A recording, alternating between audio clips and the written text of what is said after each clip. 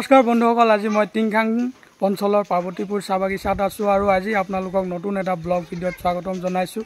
আৰু এই পাৰ্বতীপুৰ চাহ বাগিচাৰ অকণমান দৃশ্য, এই লাইন কোৱাৰ্টাৰৰ অলপ দৃশ্য আপোনালোকক দেখাইছোঁ। আৰু এয়া হ'ল ৰাজেন খাৰিয়াৰ ঘৰ, আৰু এই ৰাজেন খাৰিয়াৰ ঘৰলৈ আহিছোঁ আজি, আৰু তেওঁৰ লগত আজি ভিডিঅ' এটা প্ৰস্তুত কৰিম। আৰু তেওঁ এজন নিবনুৱা যুৱক, তেওঁ কেনেধৰণে নিজকে স্বাৱলম্বী কৰি তুলিছে তাৰ বিষয়ে আপোনালোকক দেখাবলৈ আগবাঢ়িম। গতিকে আজি এই ব্লগ ভিডিঅ'টোত পুনৰ আপোনালোকক স্বাগতম জনাইছোঁ। আহক আগবাঢ়ি যাওঁ। জিৰ'ৰ পৰা নিজকে স্বাৱলম্বী কৰিবলৈ সক্ষম হৈছে আৰু কিছু দূৰ আগবাঢ়িছে, তাকে কেনেধৰণে আগবাঢ়িছে আৰু তেওঁ কি কৰি আছে সবিশেষ আজি জনাবলৈ চেষ্টা কৰিম। আৰু তেওঁক আপোনালোকৰ লগত পৰিচয় কৰাই দিব লৈছোঁ। আৰু এয়া তেওঁৰ বাসগৃহ, লাইন কোৱাৰ্টাৰ হয় পাৰ্বতীপুৰ চাহ বাগিচাৰ। আৰু এফালে আছে ৰাজেন খাৰিয়া। এয়া হৈছে ৰাজেন খাৰিয়া। তেওঁ হয়, নমস্কাৰ। ভাল খবৰ চবৰ? ভাল, ভালেই। আৰু তাকে এইজনৰ লগত আপোনালোকক পৰিচয় কৰাই দিলোঁ, আৰু এতিয়া তেওঁৰ বিষয়ে আপোনালোকক অলপ জনাবলৈ চেষ্টা কৰিম। আমাৰ ইয়ালৈ অহাৰ বাবে আপোনাকো ধন্যবাদ জনাইছোঁ দাদা।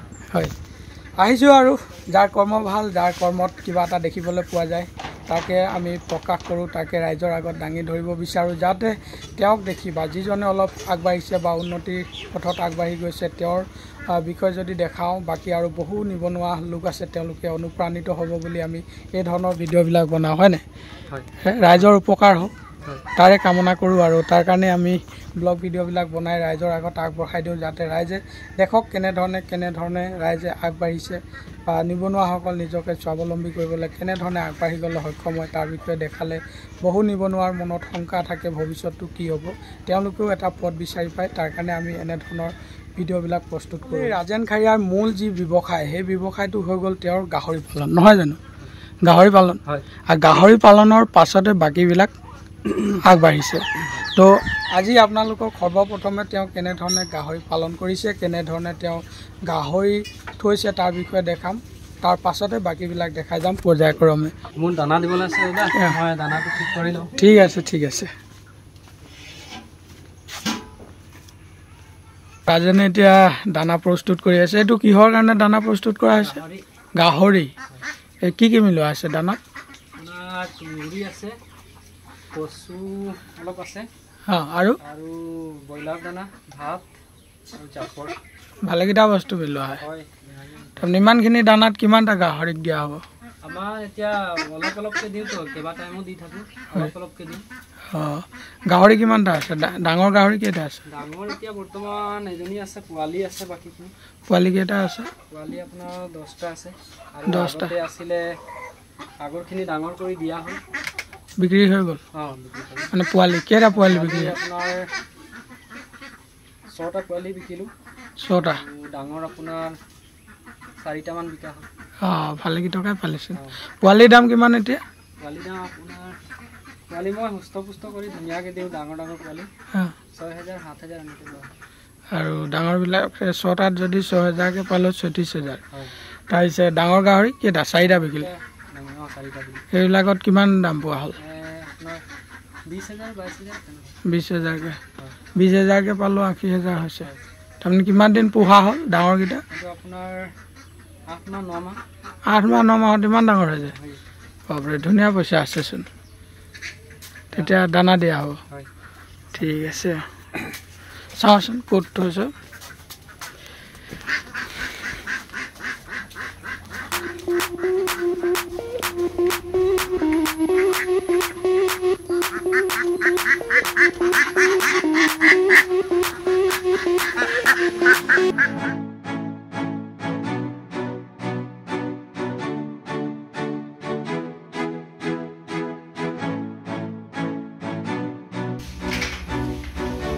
ইয়াত পোৱালি কেইটা আছে? 10টা।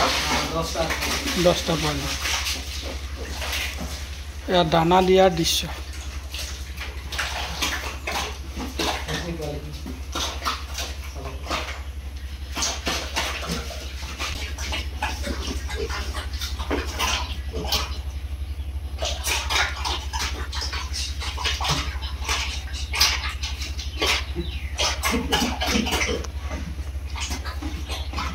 পোৱালিকেইটা বিকিব পৰা হোৱালৈকে কিমান মাহ লাগিব? আপোনাৰ মই অলপ ডাঙৰ কৰি দিলোঁ, 1 মাহত দিব পৰা যায়। কিন্তু হ'লেও মই 1.5 মাহলৈকে থৈ দিম 1.5 মাহ পুৰা দানা খাব পৰা হৈ যায় মানে একেবাৰে সৰুতে দি দিলেওতো কষ্ট পাব নাই গাখীৰ খাই থাকে এতিয়া গাখীৰ খাই আছে পোৱালিবিলাক এতিয়া কিমান দিন হৈছে পোৱালিকেইটা আপোনাৰ 21 দিন 20 দিন 1.5 মাহ থৈ দিলে আৰু 1 মাহ থৈ দিলে মানে ডাঙৰ হৈ যাব তেতিয়া বিকিবলৈও ভাল হ'ব দামটো ভাল পাবি তো ইয়াৰ পিছত আৰু প্লানিং কি আছে এই পোৱালিকেইটা বিক্ৰী কৰাৰ পিছত আধা থোৱা কেইটা থোৱা হ'ব আপোনাৰ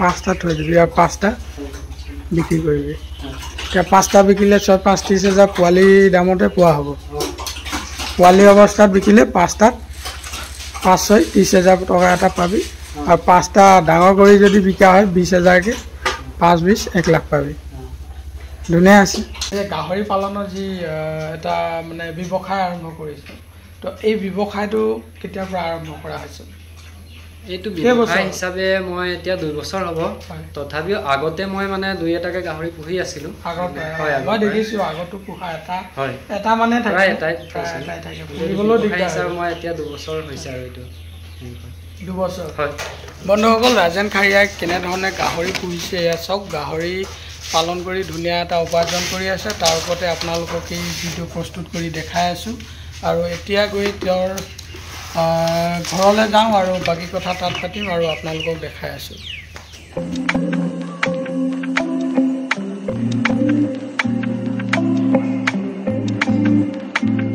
ছাগলী দানা হিচাপে কি দিয়া হৈছে বৰ্তমান কঁঠাল পাত নিম পাত এইবোৰেই আৰু অলপ চলপ পাৰি দিয়া হয় বাকীখিনি আৰু চৰি থাকে ন হয় তো এতিয়া বৰ্তমান কেইটামান আছে ছাগলী বৰ্তমান এতিয়া 13টা আছে 13টা এইফালে দেখিছোঁ ন ছাগলী এইটো সৰু জাত ছাগলী হয় ন আমাৰ লোকেল থলুৱাটো হয় এইফালেও আছে মুঠতে কেইটা আছে 13টা আছে কেইটামান ওলাই গ'ল এতিয়া 13টা আছে 13টাৰ ভিতৰত কেইটামান ওলাই গ'ল বান্ধি থোৱাকেইটা আছে আৰু তো ছাগলী ব্যৱসায়টোতো প্ৰফিট ধুনীয়া প্ৰফিট আছে হয় আৰু এটা ছাগলী বিকিলে কিমানমান পোৱা হয় 6,000-7,000 ইমানকৈ দিছোঁ আৰু ইমান ডাঙৰ কৰিব পৰা নাই অলপ দৰকাৰ হৈ গ'লে দি দিয়া হয় আৰু ছাগলীৰ বিষয়ে ধৰ মই শুনিছোঁ যিবিলাক ছাগলীৰ কাণবিলাক ডাঙৰ থাকে বা স্তনবিলাক ডাঙৰ থাকে বা গাখীৰবোৰ ডাঙৰ থাকে পোৱালীয়ে বেছি গাখীৰ খাব পাৰে আৰু সেই জাতৰ ছাগলীবিলাক ডাঙৰ হয় তো সেই ডাঙৰ জাতৰ ছাগলী পুহিলে পইচাটো অলপ বেছি পোৱা যাব হয় সেইটো সঁচটো বিচাৰিব লাগিব আৰু মানে ইউটিউবৰ ভিডিঅ'ত চাইছোঁ কিছুমানৰ ছাগলী ফাৰ্ম আছে বহুত ডাঙৰ মানে ফাৰ্ম কৰিছে আৰু ছাগলীও তাত ডাঙৰ আছে পইচাও বেছি পায় নহয় জানো হয় তো ডাঙৰ বিচাৰিব পাৰিলে ভাল যেতিয়া কৰিছে আৰু বেছি পইচা পাবা তাকে কামনা কৰিছোঁ চেষ্টা কৰি আছোঁ হয় আৰু ইয়াতকৈ বেছি বঢ়োৱা সপোন এটা আছে ছাগলীৰ সংখ্যা আছে ভাল লাগে মোৰ এইবোৰ মানে জীৱ জন্তুৰ লগত থাকিয়ে ভাল লাগে হয় তোমাৰ ভাল নামটো কোৱাচোন নমস্কাৰ মোৰ নাম চেৰী বিনয় খাৰিয়া কোন স্কুলত পঢ়া টিংখাং আদৰ্শ প্ৰাথমিক বিদ্যালয়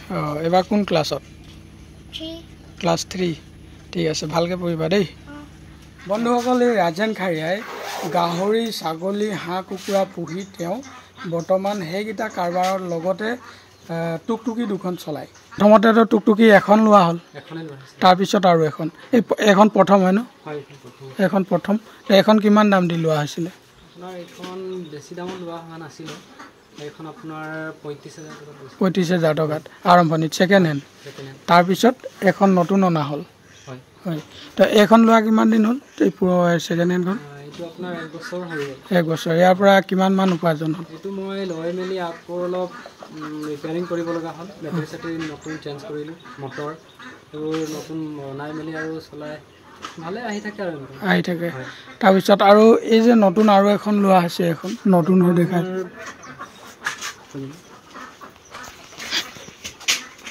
এখন নতুন লোৱা হৈছে এখন কিমান দি লোৱা এইটো ইনষ্টলমেণ্টত লোৱা নেকি হয় ইনষ্টলমেণ্ট ক'ৰ পৰা লোৱা হৈছে এইটো আপোনাৰ নামৰূপৰ পৰা লৈছে নামৰূপ কিমান ডাউন পে'মেণ্ট কিমান দিয়া ডাউন পে'মেণ্ট বিশেষ বেছি দিয়া হোৱা নাই তথাপি আপোনাৰ 70,000 টকা দিছে 70,000 টকা আৰু এতিয়া টোটেল কিমান দাম এইখনৰ আপোনাৰ 2,30,000 2,30,000 ইনষ্টলমেণ্টত 2,30,000 অলপ বঢ়াই ল'লোঁ যে কিমান মাহৰ কাৰণে? 2 বছৰৰ কাৰণে লৈছোঁ। 2 বছৰ। এতিয়া EMI-টো কিমান আহিব? 6,000 কিমান টকা আহিব? 6,000কৈ ন? 2 বছৰ মানে 24 মাহ। 24 মাহত ক্লিয়াৰ হৈ যাব। তেতিয়া দুখন ই-ৰিক্সা, এখনটো নিজে চলাবি? এখন ল'ৰা এটা আছে, সি চলাব। তেতিয়াহ'লে 2খনৰ পৰাতো ধুনীয়া পইচা আহিব। নিবনুৱা যুৱতী, ইনকম নাই গতিকে। এতিয়া দিনটো এই ই-ৰিক্সাখন চলালে দিনটোত কিমান মান পাৰ ডে এভাৰেজত কিমান মান আহে? ইনকামটো কি হয়? আগতে অলপ হেৰিটো ভাল হৈছিলে, যিহেতু অলপ ৰিক্সা কম আছিলে। এতিয়া যিহেতু বেছি হ'ল, অলপ ইনকামটো কম হয়। তথাপি দিনটোত 500 টকা এটা আহে? 500 টকা, মিনিমাম 500 টকা আহে। মানে 500ৰ ওপৰত আহে? তেতিয়াহ'লেতো ধুনীয়া বজাৰ।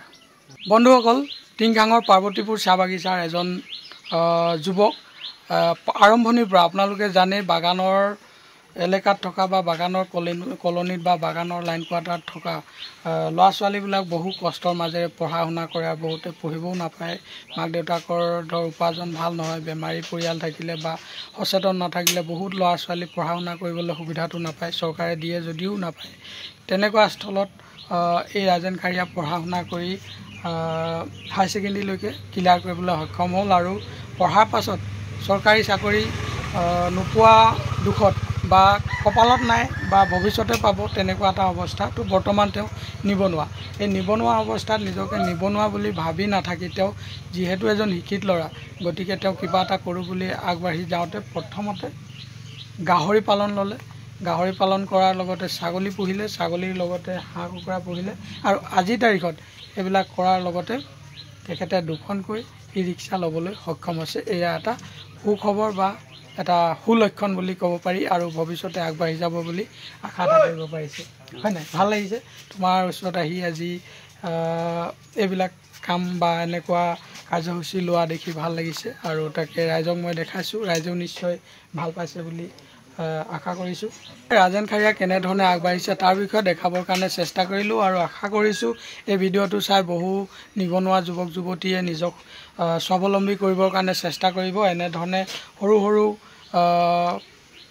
বিষয়বস্তুবিলাক হাতত লৈ আগবাঢ়ি গ'লে ভৱিষ্যতে ইয়াতকৈ ডাঙৰ ডাঙৰ আঁচনি ল'বৰ কাৰণে সক্ষম হ'ব। গতিকে আৰম্ভণিটো সৰু হ'ব লাগে বা সৰুৰ পৰা আৰম্ভ কৰিও বহুত ডাঙৰ ডাঙৰ আঁচনি নিজে ৰূপায়ণ কৰিবলৈ সক্ষম হয় বা নিজকে আগবঢ়াই লৈ যোৱাৰ কাৰণে বহুখিনি সক্ষম হৈ উঠে। তাকে মই আজি এই ভিডিঅ'টো দেখাবলৈ চেষ্টা কৰিলোঁ আৰু ৰাজেন খাৰিয়াইও সময় দিলে, তাৰ কাৰণে ভাল লাগিলে। বন্ধুসকল, আপোনালোকক এই ভিডিঅ'টো দেখালোঁ আৰু আশা কৰিছোঁ আপোনালোকে এই ভিডিঅ'টোত ভাল এটা ছাপোৰ্ট আগবঢ়াব আৰু লাইক শ্বেয়াৰ কৰিব বুলি কামনা কৰিলোঁ। আৰু যিসকলে মোৰ চেনেলত প্ৰথমবাৰৰ বাবে ভিডিঅ' চাইছে, কাইণ্ডলি ভিডিঅ'টো চোৱাৰ পাছত ভাল লাগিলে ছাবস্ক্ৰাইব কৰি দিব আৰু বেল আইকনটো প্ৰেছ কৰি দিব, যাতে আহিবলগীয়া নতুন নতুন ভিডিঅ'বিলাক আপোনালোকে চাবলৈ পায়। তাৰে কামনাৰে আজি এই ভিডিঅ'টো ইমানতে সামৰণি মাৰিছোঁ।